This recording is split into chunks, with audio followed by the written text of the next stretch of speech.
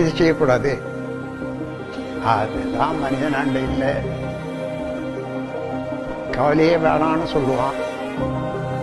அது யாராயிலும் அப்பா என்ன கஷ்டம், என்ன கஷ்டம், அவர் கம்ப்ளீட்டா எல்லா கஷ்டத்தையும் தீர்த்துடுவாரு. அடுத்த நிமிஷத்துல இருந்து அடுத்த கவலையை எப்படி ஏற்படுத்திக் கொள்ளலாம் தான் முயற்சி பண்றோம்.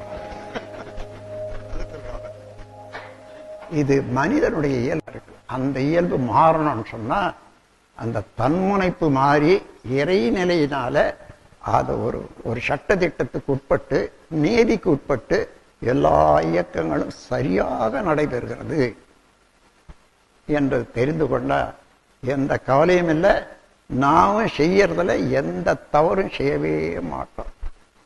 அப்படி இருக்கிற போது நாம் எதற்காக கவலைப்பட வேண்டும்? நிறைவாக இருக்கிறது பிரபஞ்சம்.